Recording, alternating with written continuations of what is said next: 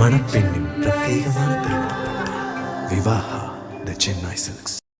வேலூர் மாவட்டம் அகரம்சேரியில் தமிழக வெற்றி கழக தலைவர் விஜய் கலந்து கொள்ளும் நிர்வாகிகள் சந்திப்பு கூட்டம் நடைபெறவுள்ள நிலையில் அங்கு செய்யப்பட்டுள்ள ஏற்பாடுகள் குறித்து எம்முடைய செய்தியாளர் ஜெரி வழங்கும் நேரடி தகவல்களை தற்போது கேட்கலாம். ஜெரி, வணக்கம். இந்த சந்திப்பு கூட்டம் எப்பொழுது சரியாக தொடங்கப்பட இருக்கிறது? தாவேக தலைவர் விஜய் எப்பொழுது வர இருக்கிறார்? அங்கு என்ன மாதிரியான ஏற்பாடுகள் செய்யப்பட்டிருக்கு? கள நிலவரம்.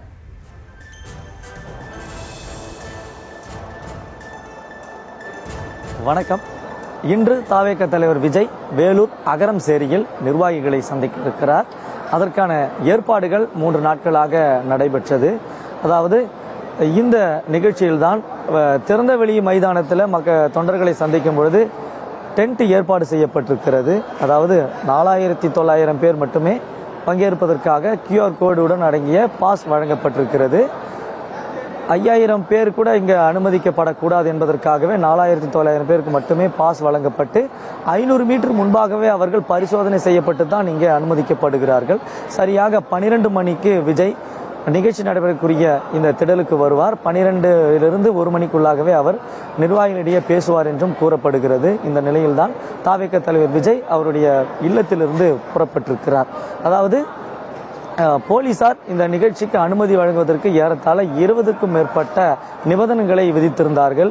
பொதுவாகவே இந்த நிகழ்ச்சி அகரம்சேரியில் இன்று நடைபெறக்கூடிய நிகழ்ச்சி தொண்டர்கள் மக்கள் சந்திப்பு நிகழ்ச்சியாகத்தான் இங்கு திட்டமிடப்பட்டிருந்தது. ஆனால் 5000 பேருக்கு மட்டுமே அனுமதி மற்றும் நிர்வாகிகள் சந்திப்பு கூட்டமாகத்தான் இது நடைபெற வேண்டும் என்று போலீஸ் அறிவுறுத்தலின் பேரில் தான் 4900 பேருக்கு இங்கு அனுமதி வழங்கப்பட்டு நிர்வாகிகள் சந்திப்பு கூட்டமாக இது மாற்றப்பட்டிருக்கிறது. அதே போல போலீசாருடைய அறிவுறுத்தலின்படி இங்கே டென்ட் அமைக்கப்பட்டிருக்கிறது. குறிப்பாக 20 நிபந்தனைகளில் மிக முக்கியமான முதன்மை நிபந்தனையாக மேற்கூரை அமைக்க வேண்டும் என்று போலீசார் அறிவித்திருந்தார்கள். அதே போல நிர்வாகிகள் அமர்வதற்கு நாற்காலியும் ஏற்பாடு செய்யப்பட வேண்டும் என்றும் கூறப்பட்டிருந்தது. அதன் ஒரு பகுதியாகத்தான் தற்பொழுது 4900 பேர் அமர்வதற்காக நாற்காலி அமைக்கப்பட்டு மேற்கூரையும் அமைக்கப்பட்டிருக்கிறது.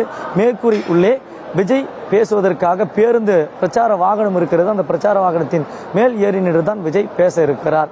5000 பேருக்கு அனுமதி இருந்தாலும் கூட 10,000 பேருக்கு மதிய உணவு ஏற்பாடு செய்யப்பட்டிருக்கிறது.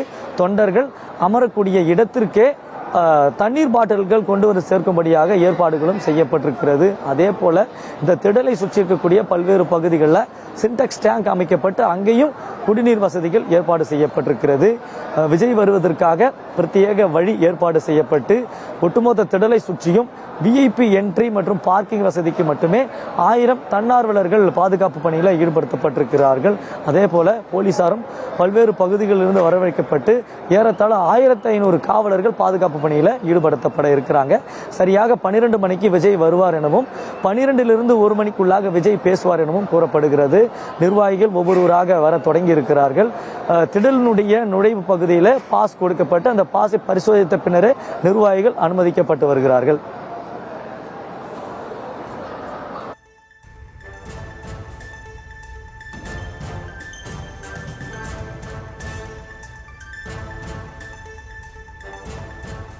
களத்திலிருந்து விவரங்களை வழங்கியமைக்கு நன்றி ஜெரி. மணப்பெண்ணின் பிரத்யேகமான திருமணம் விவாஹா தி சென்னை சில்க்ஸ்.